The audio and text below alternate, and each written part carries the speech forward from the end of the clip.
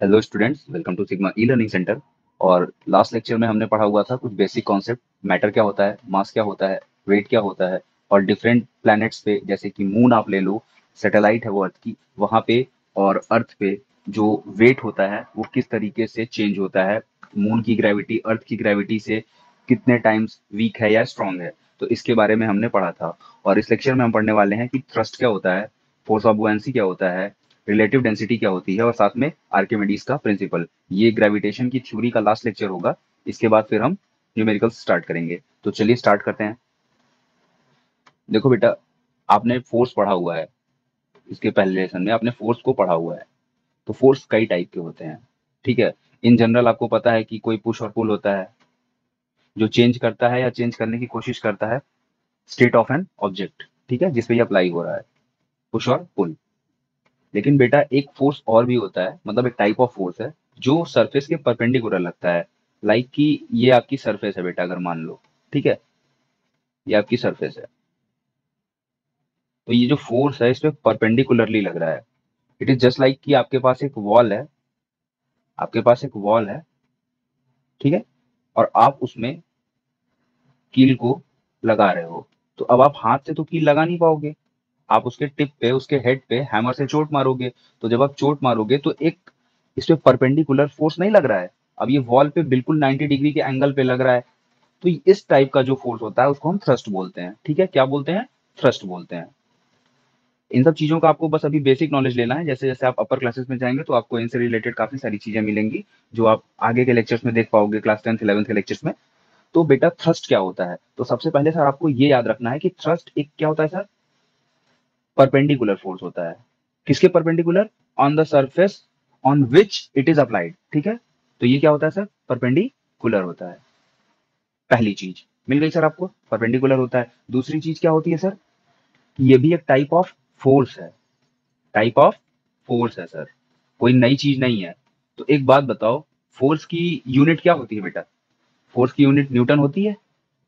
Isaac Newton sir के नाम पे पड़ा हुआ है ये न्यूटन।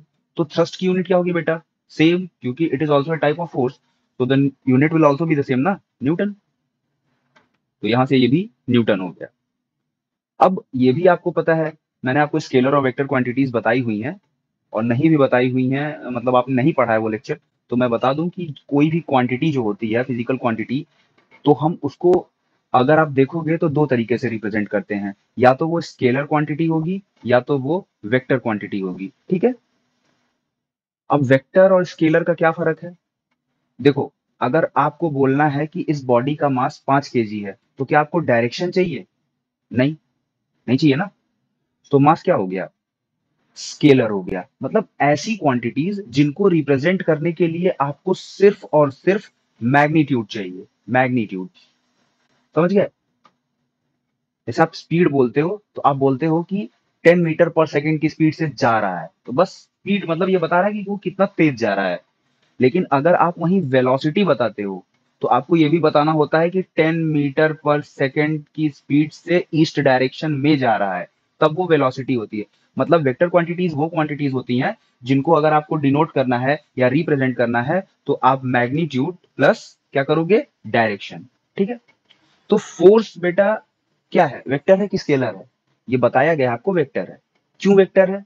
क्योंकि फोर्स में मैग्नीट्यूड भी होता है और डायरेक्शन भी होता है। अभी देख लो, thrust is also type of force, और यहाँ पे बताया जा रहा है कि परपेंडिकुलर डायरेक्शन में लग रहा है to the surface on which it is applied. तो आपको मिल गया ना एक चीज कि थ्रस्ट क्या है? फोर्स है, और फोर्स क्या है? वेक्टर क्वांटिटी है। तो यहाँ से आपको एक चीज और क्या मिल गई सर? आपको मिल गई कि ये वेक्टर है। साथ साथ नोट करते चलना, वरना मेरी आदत है वो पूरा व्हाइट बोर्ड जो आपका है ये पूरा गंदा हो जाएगा, ठीक है। चलो अब आगे देखते हैं, इसको थोड़ा सा थ्योरी के फॉर्म में देख लेते हैं, जो एक डिफिनेशन आपको स्टैंडर्ड चाहिए।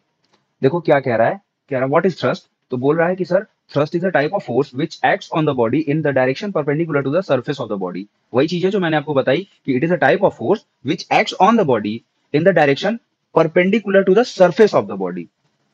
अब इसको आप अदर वर्ड्स में समझोगे तो आप कह सकते हो thrust is a force which acts along the normal to the surface of the body in opposite direction. क्योंकि जैसे आप ये देखो, नॉर्मल वेक्टर आप जानते हो क्या होता है? मतलब अगर ये नॉर्मल आपको निकालना होता है किसी सरफेस का नॉर्मल, जैसे ये सरफेस है, प्लेन सरफेस है, तो ये जो 90 डिग्री एंगल पे, जैसे मान लो ये लाइंस, इसको मैं वर्टिकली बना देता हूँ तो ज्यादा बेहतर दिखेगा। जैसे मान लो ये सरफेस है बेटा एक, तो ये जो 90 डिग्री पे लाइंस निकल रही है ना, ये डायरेक्शन नॉर्मल कहलाती है, इधर भी और इधर भी नॉर्मल। ठीक है, तो अगर कोई फोर्स सरफेस के नॉर्मली लग रहा है तो वो क्या है, वो आपका थ्रस्ट है। ठीक है, तो आपको थ्रस्ट पता चल गया क्या होता है, परपेंडिकुलर फोर्स होता है भैया, नॉर्मली लगता है सरफेस पे। ठीक है, नॉर्मल मतलब सामान्य नहीं, नॉर्मल मतलब यहाँ पे नॉर्मल, ये सरफेस के परपेंडिकुलर जो डायरेक्शन होती है उसको नॉर्मल बोलते हैं। आप पढ़ोगे आगे, और यह हो सकता है आपने पढ़ा भी हो कहीं से। ठीक है, इसके बाद बेटा ये देखो, ये मैंने डायग्राम बना दिया था आपके लिए। ये देखो, ये सरफेस है, ये 3D में है। देखो, इस सरफेस पे, इस सरफेस पे ये फोर्स F लग रहा है, परपेंडिकुलरली लग रहा है बेटा, ये इससे एंगल कितना बनाएगा, 90 डिग्री। ये क्या है, थ्रस्ट है बेटा, थ्रस्ट। ठीक है, अब जैसे ये सरफेस अगर है, ये ऊपर वाली सरफेस है, समझ लो ये बॉक्स है, तब अगर यहां से फोर्स लग रहा है तो ये थ्रस्ट नहीं कहलाएगा, क्योंकि ये कहाँ नॉर्मली लग रहा है, परपेंडिकुलर लग रहा है। जब यहां से लगेगा तब ये परपेंडिकुलर फोर्स होगा, 90 डिग्री बनना चाहिए ना। ठीक है, तो यहां से अगर आप फोर्स अप्लाई करोगे तो ये थ्रस्ट होगा। सिमिलरली आप देख सकते हो, जैसे ये आगे वाली सरफेस है, तो इस पे अब नहीं, मैं रिप्रेजेंट नहीं कर पाऊंगा यहाँ से। ठीक है, तो चलिए अब आगे देखते हैं सर और क्या है हमारे पास। तो बेटा एक टर्म आता है प्रेशर। प्रेशर मतलब क्या होता है सर, फोर्स पर यूनिट एरिया, थ्रस्ट पर यूनिट एरिया। पहले मुझे लिख लेने दो। देखो बेटा, प्रेशर क्या होता है बेटा, जैसे आप किसी बॉडी पे थ्रस्ट अप्लाई कर रहे हो, ठीक है, तो आप थ्रस्ट अप्लाई कर रहे हो तो कितने एरिया पे अप्लाई कर रहे हो। आप एक छोटे से एरिया पे भी अप्लाई कर सकते हो, आप एक बड़े से एरिया पे भी अप्लाई कर सकते हो, सेम। ठीक है, अब आप 50 न्यूटन यहां भी अप्लाई कर सकते हो, 50 न्यूटन यहां भी अप्लाई कर सकते हो, बट दोनों का इम्पैक्ट जो होगा वो अलग होगा, क्योंकि यहाँ पे एरिया ज्यादा है। तो ये कैसे मेजर होता है, तो ये प्रेशर के थ्रू मेजर होता है। अब देखो यहाँ पे ये क्या दिया हुआ है, pressure is equal to thrust upon area. तो थ्रस्ट क्या होता है, किसी सरफेस के परपेंडिकुलर डायरेक्शन से उस पर लगने वाला फोर्स। ठीक है, और एरिया क्या है यहाँ पे, एरिया वो एरिया है जिसपे, ये पूरे बॉडी का एरिया नहीं है, ये वो एरिया है जिसपे थ्रस्ट लग रहा है, area of the body on which thrust is being applied.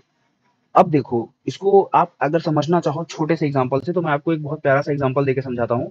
जैसे आपने मूवीज में देखा होगा, मूवीज में आपने देखा होगा कि कई जगह सैंड के ऐसे ढेर रहते हैं, और उसमें जब आदमी जाता है तो वो धंसने लगता है। आपने देखा होगा, आई एम श्योर आपने ये चीज देखी होगी। तो क्या होता है बेटा कि आपका वेट जो है, ये कैसे लग रहा है, डाउनवर्ड लग रहा है। ये पूरा अर्थ है, ये पूरा अर्थ है, ठीक है, सरफेस है, और वो सैंड ड्यून मैंने रिप्रेजेंट किया हुआ है। अब एक बात बताओ, आपका जो वेट है F is equal to mg।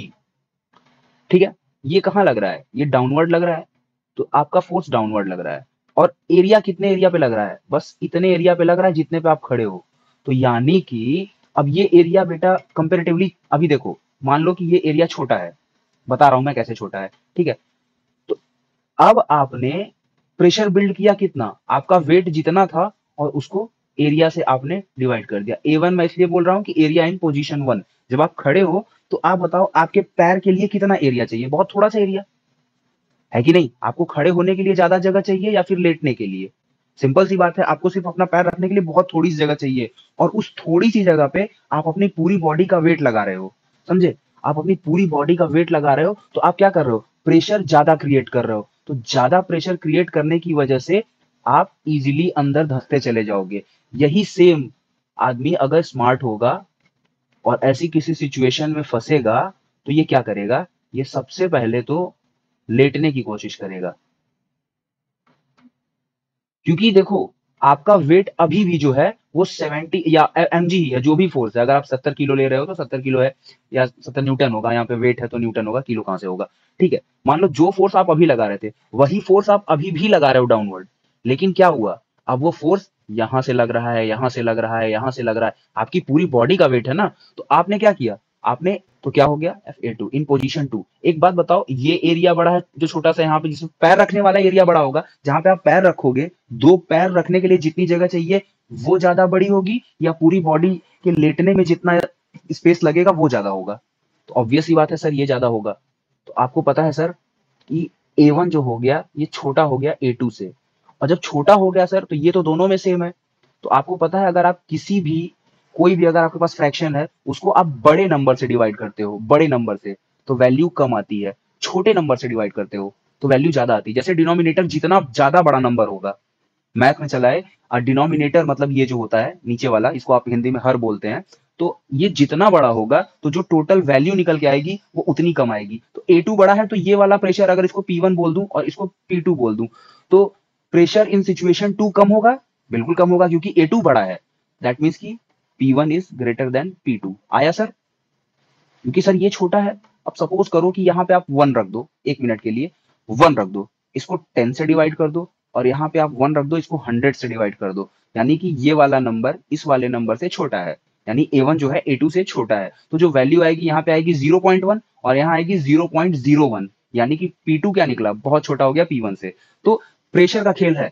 आपने सेम, आपका जो भी वेट है वही है, बट आपने वेट को डिस्ट्रीब्यूट किया है बहुत ज्यादा एरिया में। तो जब आपने ज्यादा एरिया में डिस्ट्रीब्यूट कर दिया तो आपका प्रेशर कम हो गया, और प्रेशर कम होने की वजह से जो इम्पैक्ट है वो बट गया, और आप अब उतना जल्दी नहीं डूबेंगे, या हो सकता है ना डूबे। ठीक है, एरिया बढ़ा दिया। और जब आपने एरिया बढ़ा दिया, अब देखो बेटा, जो प्रेशर होता है, प्रेशर का फॉर्मूला होता है force applied per unit area, F P is equal to F A. तो एफ की यूनिट क्या होती है बेटा, न्यूटन। और एरिया क्या होता है, एसआई, मतलब अगर आप एसआई यूनिट में देखोगे तो मीटर स्क्वायर, न्यूटन पर मीटर स्क्वायर, ये इसकी एसआई यूनिट होती है। ठीक है। और बेटा, प्रेशर के लिए भी डायरेक्शन होती है, बिल्कुल होती है सर, आप डायरेक्शन दिखा रहे हो ना किस डायरेक्शन में लग रहा है। ठीक है। और एक चीज कि इसको पास्कल, पीए, पास्कल, ये एक साइंटिस्ट थे, तो ये प्रेशर की एक और यूनिट है, ये भी एसआई यूनिट ही है। ये साइंटिस्ट थे पास्कल, उनके रिस्पेक्ट में ये उनको नाम दे दिया गया। इस प्रेशर की यूनिट को पास्कल भी बोलते हैं। ठीक है। प्रेशर की एक यूनिट पास्कल होती है। तो अगर आपसे कोई पूछे कि पास्कल क्या है, तो आप बताएंगे सर ये एसआई यूनिट है, किसकी, प्रेशर की है। ठीक है सर। अब इसको हम लोग थोड़ा सा एग्जाम्पल से और समझ लेते हैं। एक न्यूमेरिकल एग्जाम्पल है आपके बुक में, उसके थ्रू समझते हैं। देखो बेटा, ये एक दिया हुआ है ब्लॉक, जिसका मास जो है, मास 5 kg है। ठीक है। सेम ब्लॉक है, ये सिचुएशन ए है और ये सिचुएशन बी है, बस यही फर्क है। अब इसकी डायमेंशन जो दी हुई है बेटा, कि ये जो हाइट है ये 40 सेंटीमीटर है, इसका जो ये बेस है इधर, ये इसकी जो लेंथ है वो 20 सेंटीमीटर है, और ये जो विड्थ है ये 10 सेंटीमीटर है। ये सिचुएशन 1 थी। इसके बाद इसको लेटा दिया गया। ठीक है, मतलब ये ऐसे रखा हुआ था, इसको लेटा दिया गया। तो अब क्या हुआ, अब ये 40 सेंटीमीटर वाला जो था ये बेस बन गया। ठीक है। और ये जो 10 सेंटीमीटर वाला था वो आपका हाइट बन गया। और विड्थ क्या हो गई बेटा, 20 सेंटीमीटर। तो अब आपको बताना है कि किस सिचुएशन में प्रेशर ज्यादा लगेगा, किस सिचुएशन में प्रेशर ज्यादा लगेगा। तो चलिए देखते हैं। ठीक है। सिचुएशन ए बेटा, देखो ये मैंने यहाँ पे लिख दिया है सिचुएशन ए, और ये सिचुएशन बी। देखो बेटा, सबसे पहले तो आप फोर्स निकाल लो। फोर्स क्या होगा, एम जी होगा, थ्रस्ट जो है, F is equal to M G होगा। जी की वैल्यू 9.8, जब नहीं दिया होता तो आप स्टैंडर्ड वैल्यू लेंगे, 5 इंटू 9.8 मीटर पर सेकेंड स्क्वायर। यहां भी वही आ जाएगा, 5 इंटू 9.8 मीटर पर सेकेंड स्क्वायर, इसकी यूनिट केजी होगी। ठीक है। तो आपके पास क्या आ गया बेटा, 49 न्यूटन। यहां से भी आपको क्या आ गया, 49 न्यूटन। तो ये 49 न्यूटन का वेट तो था बॉडी का, और ये उतना ही थ्रस्ट वर्टिकली डाउनवर्ड अप्लाई कर रही है। अगर आप यहां से देखो तो ये सारा जो भी प्रेशर होगा, फोर्स होगा, वो कहां लगेगा, डाउनवर्ड, डाउनवर्ड, डाउनवर्ड। ठीक है। अब चलो आगे चलते हैं। अब हमें बताना है प्रेशर। तो पहले केस में एरिया क्या होगा बेटा, एरिया इन सिचुएशन ए। ठीक है।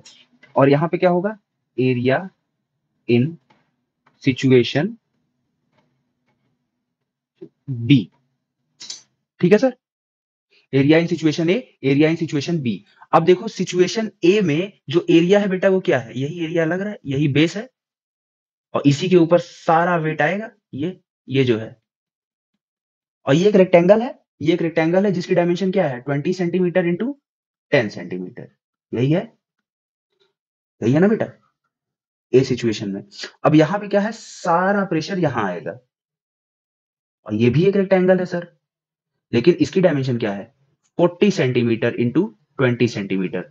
तो फर्स्ट ऑफ ऑल तो आप एक चीज जान लो, ये देखो ये जो चीजें दी हुई है सेंटीमीटर में है और वेट आपका न्यूटन में है, यानी वेट जो है एसआई यूनिट में है। तो आप सीजीएस में है ये, पहले तो इसको कन्वर्ट कर लो। तो 20 सेंटीमीटर क्या हो जाएगा, 20 सेंटीमीटर डिवाइडेड बाई 100, क्योंकि एक मीटर 100 सेंटीमीटर कंटेन करता है, तो ये कितना हो जाएगा, 0.2 मीटर। सिमिलरली 10 सेंटीमीटर क्या हो जाएगा, 10 सेंटीमीटर हो जाएगा 0.1 मीटर। तो सिचुएशन ए में एरिया क्या हो जाएगा, एरिया इन सिचुएशन ए क्या हो जाएगा, 0.2 इंटू 0.1, ये आ गया।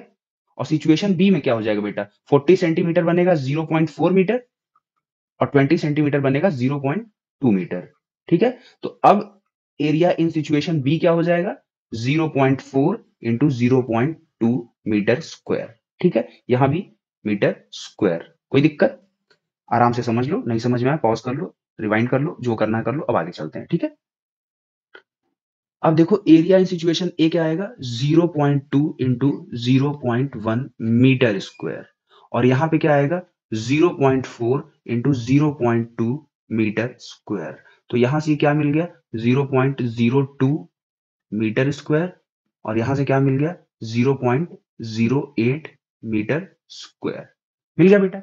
अब आपके पास बेटा फोर्स है और एरिया मिल गया है, तो प्रेशर निकाल लो। प्रेशर इन सिचुएशन ए, पीए का मतलब है प्रेशर इन सिचुएशन ए, ये पास्कल मत समझ लेना। ठीक है, ये क्या आ जाएगा बेटा, ये आ जाएगा 49 डिवाइडेड बाई 0.02 और यहां क्या आ जाएगा, प्रेशर इन सिचुएशन बी क्या आ जाएगा बेटा, 49 डिवाइडेड बाई 0.08। अब आप चाहो तो 100 से मल्टीप्लाई कर दो ऊपर नीचे, यहां 4900 हो जाएगा, ये हो जाएगा 4900 एंड डिवाइडेड बाई 2 और ये क्या हो जाएगा, 4900 डिवाइडेड बाई 8। तो आपका प्रेशर क्या निकल के आया बेटा, प्रेशर निकल के आया आपका 2450 न्यूटन पर मीटर स्क्वायर और यहां से क्या निकल के आएगा बेटा, यहां से निकल के आएगा 612.5 न्यूटन पर मीटर स्क्वायर। ठीक है, अब एक बात बताओ बेटा, इस सिचुएशन में प्रेशर ज्यादा लग रहा है या इस सिचुएशन में प्रेशर ज्यादा लग रहा है, इस सिचुएशन में प्रेशर बहुत ज्यादा लग रहा है, ऑलमोस्ट 4 टाइम्स ज्यादा लग रहा है। तो अगर जो सरफेस है उसकी प्रेशर बियरिंग कैपेसिटी सपोज करो कि सिर्फ 1500 न्यूटन पर मीटर स्क्वायर होती, तो आप अगर इस पोजीशन में रखते तो आप क्या करते, आप लगभग 2450 न्यूटन पर मीटर स्क्वायर का प्रेशर लगाते और ये टूट जाती सरफेस जिस पे ये रखा हुआ है। अगर उसकी प्रेशर बियरिंग कैपेसिटी 1500, मतलब कितना प्रेशर वो झेल सकता है, अगर 1500 न्यूटन पर मीटर स्क्वायर होता तो वो टूट जाता। और इस केस में आप रखेंगे तो ये 612 ही आ रहा है, 612.5 आ रहा है और प्रेशर बियरिंग कैपेसिटी क्या है, 1500 न्यूटन पर मीटर स्क्वायर है। तो क्या हो जाएगा, इस कंडीशन में ये जो सरफेस है ये ब्लॉक को कंटेन कर लेगी। समझ में आई बात, चलिए सर आगे चलते हैं। सर फ्लूइड्स क्या होते हैं,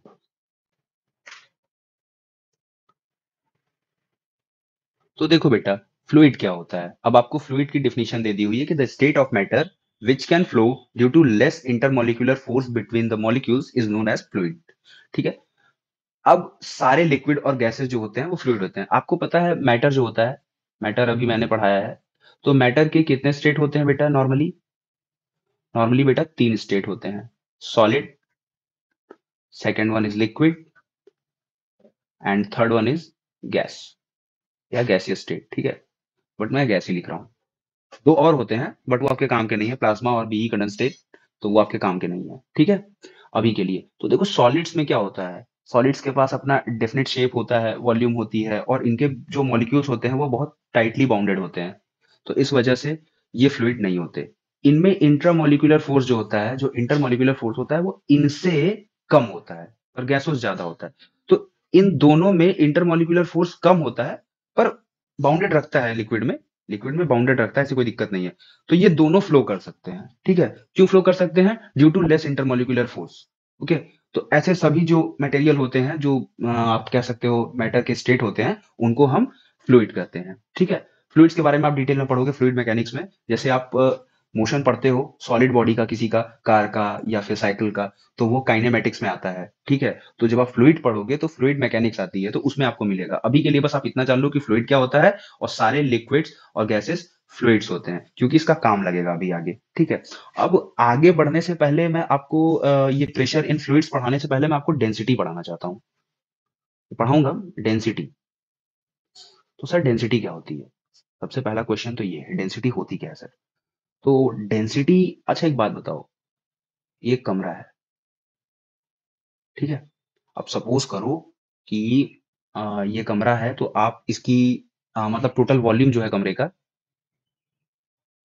टोटल वॉल्यूम आप ले लो 1000 मीटर क्यूब। मतलब क्या है कि इसकी जो लेंथ है वो 1 मीटर है, विड्थ जो है वो 1 मीटर है, हाइट जो है 1 मीटर है। अब सपोज करो कि आपने इस रूम में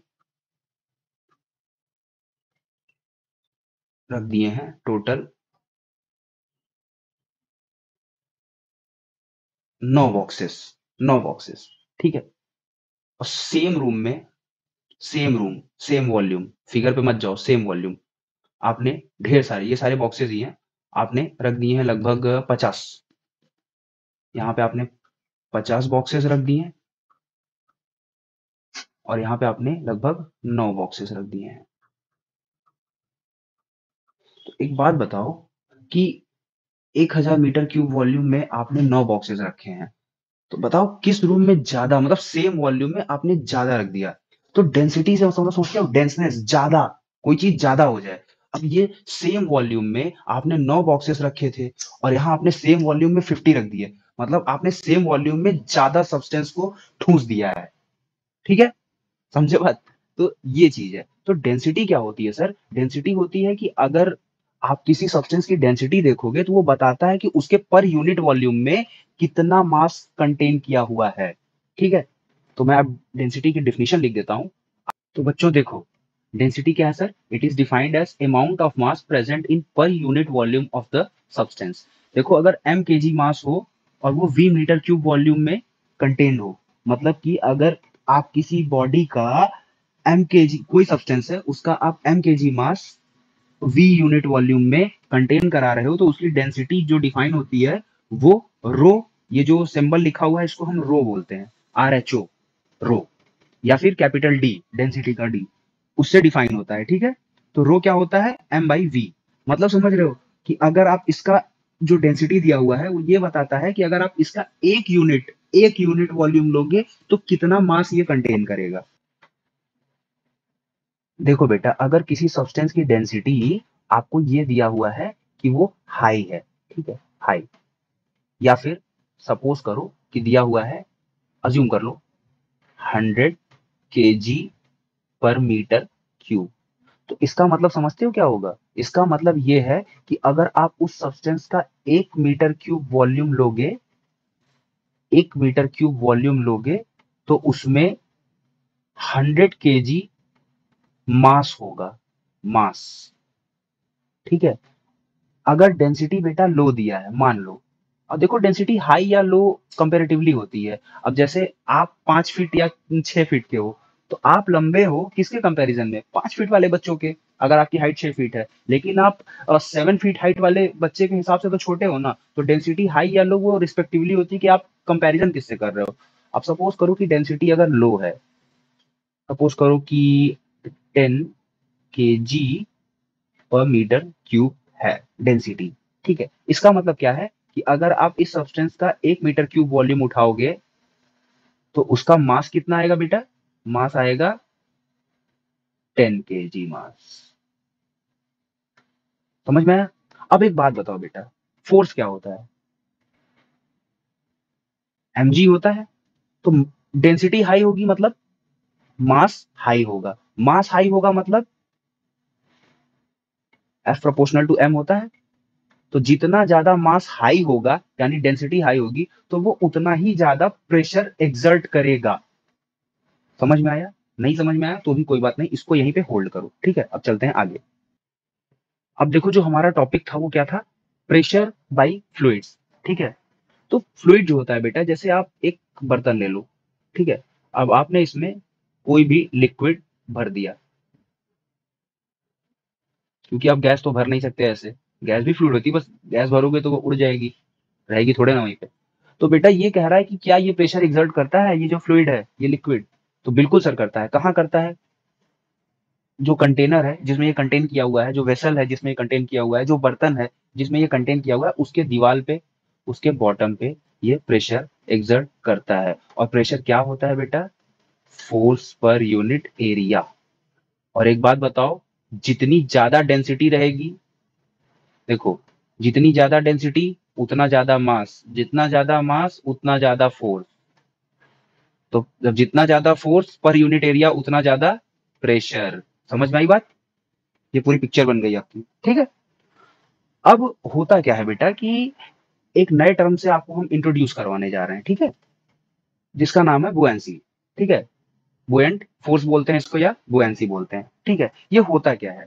जैसे बेटा आप कभी वाटर पार्क गए होंगे, अब मान लो कि ये बड़ा सा वाटर पार्क है, ठीक है, इसमें बहुत सारा पानी भरा हुआ है, और जैसे ही आप पानी में जाते हो बेटा, तो आप फील किए जैसे आप कूदते हो तो पहले आप एक बार नीचे जाते हो, बट धीरे धीरे आप वर्टिकली अपवर्ड आ जाते हो, और आपको आपका वेट कम महसूस होता है। ऐसा क्यों होता है? ऐसा इसलिए होता है बेटा कि ये जो लिक्विड है ना, ये आपके ऊपर एक फोर्स लगाता है, एक थ्रस्ट लगाता है। किस डायरेक्शन में? अपवर्ड डायरेक्शन में। तो ये जो अप थ्रस्ट होता है, अप थ्रस्ट क्यों बोला? थ्रस्ट क्या होता है? बॉडी के परपेंडिकुलर काम करता है, ये आपकी बॉडी है, इसके परपेंडिकुलर काम कर रहा है। अब क्यों लगा है? अपवर्ड डायरेक्शन में काम कर रहा है। तो ये जो अपवर्ड थ्रस्ट होता है या फोर्स होता है, इसको हम क्या बोलते हैं? इसको हम बोलते हैं बुओयंट फोर्स। बुओयंट फोर्स या फिर फोर्स ऑफ बुओयंसी, ठीक है। समझ में आई बात? अब ये होता क्या है बेटा ना, ये बहुत काम की चीज है। अब इसको अगर आप पढ़ने बैठोगे तो बहुत लंबा टॉपिक है। मैं अभी आपको इसका बहुत अच्छा सा एग्जांपल दूंगा जब पूरा लेक्चर खत्म करूंगा। तो अभी आप इसको बस इतना याद रखो कि फोर्स ऑफ बुओयंसी क्या होता है? ये एक अपवर्ड फोर्स होता है जो लिक्विड लगाता है किसी बॉडी पे, या फ्लूइड लगाता है किसी बॉडी पे, ठीक है। अगर आपके पास एक स्प्रिंग बैलेंस हो, स्प्रिंग बैलेंस वो आता है ना, जिससे आप देखोगे घरों में जो सिलेंडर लेके आते हैं, तो वो सिलेंडर को ऐसे ही वेट करते हैं, इसमें पूरा पैरामीटर बना होता है, तो इसमें आप फंसाते हो किसी भी चीज को, तो ये उसका वेट बताने लगता है, स्प्रिंग बैलेंस होता है। तो अगर इसकी रीडिंग आप देखोगे बेटा कि अभी आ रही है 5 kg सपोज करो, तो जैसे ही आप इसको अंदर ले जाओगे तो इसकी रीडिंग कुछ कम हो जाएगी। वो कम क्यों होती है? क्योंकि अपवर्ड फोर्स लगाता है फ्लूइड बॉडी के ऊपर, और ये जो अपवर्ड फोर्स होता है जो फ्लूइड लगाता है किसी भी बॉडी पे, उसको क्या बोलते हैं? उसको बोलते हैं फोर्स ऑफ बुओयंसी, ठीक है। और फोर्स ऑफ बुओयंसी जो होता है, अभी फिर आएगा आपके काम, इसीलिए मैंने आपको डेंसिटी पहले पढ़ाया। Force of buoyancy is directly proportional to the density of the fluid, ठीक है। मतलब कि डेंसिटी जितना ज्यादा होगी, देखो फिर से आ गया, डेंसिटी जितनी ज्यादा होगी उतना ज्यादा ये फोर्स एक्सर्ट करेगा दूसरी बॉडी पे जो उस लिक्विड में आएगी, ठीक है। अब ये सारी चीजें बेटा बहुत पहले चल रही थी, तो उस टाइम पे आपके एक साइंटिस्ट हुए थे, उनका नाम था आर्किमिडीज। वो एक मैथमेटिशियन थे और वो काफी काम कर रहे थे, मतलब अपने फील्ड में कि यार ये फ्लूइड पे वो काम कर रहे थे। तो वो नहाने गए, तो जब वो नहाने गए बेटा, तो वो बाथ टब में नहाने गए, और हुआ क्या कि वो रोज ऑब्जर्व करते थे कि जैसे ही वो पानी के अंदर जाते हैं, तो पहले तो उनको ऐसा महसूस होता है कि वेट कम हो गया। अगर आप लोग बाथ टब में नहाए हो या वाटर पार्क में नहाए हो तो आपको इसका आइडिया होगा कि वेट कम हो जाता है, फील कम होता है। वेट कम होता नहीं है बट आपको फील होता है, ठीक है। और वो ये देख रहे थे कि जब मैं, अगर ये टब पूरा भरा हुआ है तो जैसे ही मैं एंटर करता हूँ इसमें से कुछ पानी निकल के बाहर गिर जाता है। ऐसा आप लोग भी कर सकते हो। आप एक मग ले लो, उसमें पानी भर लो पूरा, और उसके बाद उसमें अपना हाथ डालो। तो जैसे ही आप अपना हाथ डालोगे, या पहले आप अगर एक फिंगर डालोगे तो ये थोड़ा सा ऊपर आएगा, 2 फिंगर डालोगे थोड़ा सा और ऊपर आएगा, पूरा हाथ डाल दोगे तो हो सकता है पानी बाहर गिर जाए उतना। तो आर्किमिडीज इससे काफी परेशान हुए और काफी एनालिसिस किया, काफी एक्सपेरिमेंट किया। तो उनको एक चीज समझ में आई कि देखो बेटा, ऐसा है जो अभी तक हम बुओयंट फोर्स पढ़ रहे थे कि कितना लगेगा सर, कैसे पता चलेगा।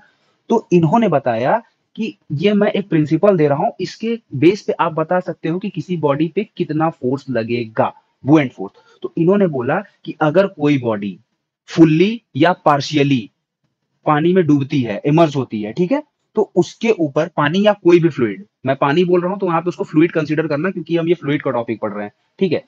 तो इन्होंने बोला कि अगर कोई बॉडी फुल्ली या पार्शियली किसी लिक्विड में, किसी फ्लूइड में इमर्स होती है, तो उसके ऊपर एक अपवर्ड फोर्स लगता है, ठीक है, अपवर्ड फोर्स लगता है। और ये अपवर्ड फोर्स कितने मैग्नीट्यूड के बराबर होता है? ये अपवर्ड फोर्स उस वाटर के बराबर होता है, उस वाटर के वेट के बराबर होता है जो डिस्प्लेस होता है इसके प्रेजेंस के वजह से। बात को समझो, आपने एक वेसल लिया हुआ है, आपने एक वेसल लिया हुआ है, ठीक है, ये फुल है, पूरा एकदम फुल है मुंह तक। अब आप जैसे ही इसमें कोई सॉलिड ब्लॉक डालोगे, तो ये कितना फोर्स, अब जैसे ही आप सॉलिड ब्लॉक डालोगे तो होगा क्या, वेट की वजह से पहले तो ये नीचे जाएगा, और जब ये नीचे जाएगा तो इधर पानी गिरेगा, बाहर गिरेगा। और अगर आप इसको किसी तरीके से मेजर कर लें, कंटेन कर लें, तो ये जो पानी है इसका जितना वेट होगा, सेम अमाउंट ऑफ फोर्स ये बॉडी एक्सपीरियंस करेगी, ठीक है। तो ये आर्किमिडीज का प्रिंसिपल था। अब इसको थ्योरी के फॉर्म में मैं लिख देता हूं, फिर आप उसको नोट कर लो। तो बच्चों, ये है आर्किमिडीज के प्रिंसिपल की थ्योरेटिकल फॉर्म, जिसमें इन्होंने बताया है कि अगर किसी बॉडी को फुल्ली या पार्शियली इमर्स करा दिया जाए इन अ फ्लूइड, तो देन द अपवर्ड फोर्स, जो बॉडी पे अपवर्ड फोर्स लगेगा, बुएंट फोर्स लगेगा, अपथ्रस्ट लगेगा, वो इक्वल होता है to the weight of the fluid displaced by it. जितना फ्लूइड ये रिप्लेस करता है, डिस्प्लेस करता है, उसके बराबर होता है, ठीक है। पर बेटा हमेशा तो ये पॉसिबल नहीं है ना। अब देखो, इसको समझना पड़ेगा, ये एक बहुत ही बेहतरीन कॉन्सेप्ट है जिसको लोग ज्यादा डिटेल में नहीं लेते। मैं आपको बहुत अच्छे से एक चीज समझाने जा रहा हूं। सपोज करो आपके पास दो बॉक्सेस हैं, आपके पास दो बॉक्सेस हैं, इसका वॉल्यूम जो है वो 1 मीटर क्यूब है, इसका वॉल्यूम जो है वो भी 1 मीटर क्यूब है। तो अब इससे एक बात तो साफ हो गई बेटा, कि इन दोनों को इन दोनों को जब आप पानी में छोड़ोगे, तो जितना इनका वॉल्यूम है, जितना इनका वॉल्यूम है, ये जो वॉल्यूम है, इतना ही पानी ये, या इतना ही कोई फ्लूइड ये डिस्प्लेस करेंगे। बिल्कुल सर, अरे वॉल्यूम ही जाएगा ना बेटा तुम्हारा। वॉल्यूम आप इंटर कराओगे, जैसे ये फ्लूइड है पूरा, तो जैसे ही आप इसमें इस ब्लॉक को छोड़ोगे, ये अंदर जाएगा, तो ये जो पूरी इसकी वॉल्यूम है, इतना ही वाटर डिस्प्लेस होगा बाहर, इतना ही वाटर डिस्प्लेस होगा। तो वो जो वाटर डिस्प्लेस होगा उसका वॉल्यूम क्या होगा? 1 मीटर क्यूब, ठीक है, ये आ गया। या फ्लूइड है, कोई भी फ्लूइड है, अब वाटर मत कंसीडर करो, ठीक है। जो 1 मीटर क्यूब वॉल्यूम वाला ब्लॉक है, सेकेंड वाला, इसमें हम भर देते हैं रुई, ठीक है, कॉटन, और इसमें हम भर देते हैं पूरा आयरन। तो एक बात बताओ बेटा, कि डेंसिटी किसकी हाई होगी? कॉटन का वेट ऑब्वियसली, जितना भी भरोगे इसमें, कॉटन आप इसमें जितना भी भरोगे, वो आयरन से तो कम वेट करेगा। लोहे और रुई का यार कोई कंपैरिजन ही नहीं है। आप 1 मीटर क्यूब के वॉल्यूम में पूरा लोहा भर दो और पूरी रुई भर दो, तो ऑब्वियस सी बात है कि इसका मास ज्यादा होगा, मतलब कि आयरन का मास ज्यादा होगा किससे? मास ऑफ कॉटन से। पर बेटा दोनों जो हैं वो same amount of water displace कर रहे हैं। तो अगर इसकी डेंसिटी आप देखो, जो भी लिक्विड की डेंसिटी होगी, तो अगर ये एक लिमिटेड फोर्स लगा रहा है, तो कॉटन को तो ये अपने ऊपर फ्लोट करा देगा, कॉटन तो फ्लोट कर जाएगा, लेकिन आयरन डूब जाएगा। इसका सबसे अच्छा एग्जांपल आपको मैं बताऊं, सबसे अच्छा एग्जांपल इसका है कि आप एक निडल ले लो, छोटी सी निडल। आप निडल को जैसे ही किसी टब या बाल्टी में डालोगे, वो डूब जाएगी। क्यों? क्योंकि इसका जो वॉल्यूम है, टोटल वॉल्यूम, जितना वाटर ये डिस्प्लेस करेगी, वो बहुत कम वाटर डिस्प्लेस करेगी, बहुत कम वाटर, लेकिन इसका जो वेट है वो बहुत ज्यादा होगा इन कंपैरिजन टू इसके वेट के। अब थ्रस्ट क्या है बेटा? ये जितना पानी रिप्लेस करेगी उसके वेट के बराबर। जब इसने बहुत कम, इसका वॉल्यूम ही बहुत छोटा है, तो ये वाटर भी बहुत कम डिस्प्लेस करेगी। जब वाटर कम डिस्प्लेस करेगी, तो अपथ्रस्ट क्या है? कम लगेगा, वीक अपथ्रस्ट। और जो डाउनवर्ड फोर्स लग रहा है इसके वेट की वजह से, वो ज्यादा होगा। तो डाउनवर्ड फोर्स ज्यादा है अपवर्ड फोर्स से, तो बॉडी का मूवमेंट किधर होगा? डाउनवर्ड होगा, और ये सिंक कर जाएगी। अभी आप कोई हॉलो स्फीयर ले लो, सपोज करो आप एक बलून ले लो, एक बलून ले लो, उसको आप लेके चले जाओ पानी के अंदर, पानी के अंदर ले जाओ जबरदस्ती बलून, और जैसे ही आप छोड़ोगे वो क्या करेगा? अपवर्ड आ जाएगा। क्यों? क्योंकि ये जितना वाटर डिस्प्लेस किया है, ये जितना वाटर डिस्प्लेस किया है, उसका वेट ज्यादा है किससे? बलून के वेट से। तो बलून का वेट डाउनवर्ड जितना भी लग रहा है, अपथ्रस्ट उससे बहुत ज्यादा होगा। बेसिकली बेटा अब मैं आपको बताने जा रहा हूं कि सारा खेल डेंसिटी का है। कोई भी ऑब्जेक्ट हो, ठीक है, अगर डेंसिटी, साफ साफ समझो एकदम, लिक्विड की डेंसिटी, अब मैं यहां पे लिख रहा हूं, डेंसिटी हाई होगी लिक्विड से, मतलब फ्लूइड की डेंसिटी से हाई की मैं बात कर रहा हूं, किसके रिस्पेक्ट में? डेंसिटी हाई होगी तो ये क्या करेगा? डूब जाएगा। डेंसिटी लो होगी तो क्या करेगा? ये फ्लोट करेगा। इक्वल या बैलेंस होगी तो भी फ्लोट करेगा, फ्लोट करेगा। समझे? ये चीज समझ में आई? बिल्कुल बेटा। अब इसको बार बार कितने लिक्विड की डेंसिटी निकालते, इसीलिए ये लोग क्या किए साइंटिस्ट, ये लोग एक रिलेटिव डेंसिटी का कॉन्सेप्ट ले आए। बोले कि एक काम करो, वाटर की जो डेंसिटी होती है, वाटर की डेंसिटी वो होती है 1000 kg पर मीटर क्यूब। यानी कि अगर आप वाटर का 1 मीटर क्यूब वॉल्यूम लेते हो तो उसका मास 1000 kg होता है। तो बोले कि एक काम कर भाई, सारी डेंसिटी को वाटर के रिस्पेक्ट में निकाल लो। तो ये लोग क्या करने लगे, जैसे आप सपोज करो कि कोई सब्सटेंस है, उसकी डेंसिटी है 10,000 kg पर मीटर क्यूब, ठीक है, ये डेंसिटी ऑफ सब्सटेंस आ गई, डेंसिटी ऑफ सब्सटेंस। तो ये बोले कि रिलेटिव डेंसिटी क्या हो जाएगी? ये बोले कि रिलेटिव डेंसिटी जो है सर, ये हो जाएगी डेंसिटी ऑफ सब्सटेंस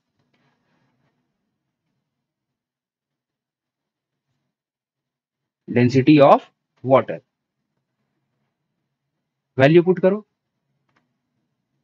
10,000 kg पर मीटर क्यूब, 1000 kg पर मीटर क्यूब। तो ये कट के कितना आ गया? 10। अब इसकी कोई यूनिट नहीं होगी, क्योंकि देखो रेशियो की यूनिट नहीं होती, रेशियो हमेशा सेम क्वांटिटीज का होता है, तो इसकी यूनिट नहीं होती, 10 आ गया। तो ये क्या बता रहा है कि ये वाटर से 10 टाइम्स ज्यादा डेंसर है, ठीक है। तो इसका मतलब क्या है कि इसको अगर आप वाटर में डालोगे ये सिंक कर जाएगा, पहली चीज।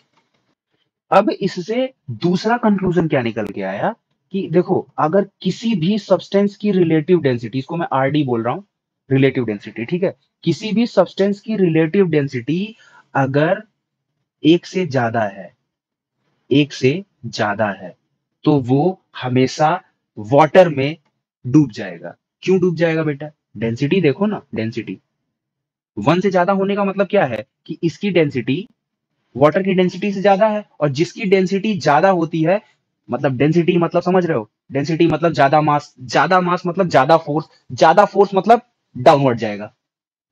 बस सिंपल सा बात है, सिंपल सा लॉजिक है, बस आपको यहां से याद रखना है। डेंसिटी, डेंसिटी का मतलब क्या होता है? मोर मास, मोर मास का मतलब मोर फोर्स।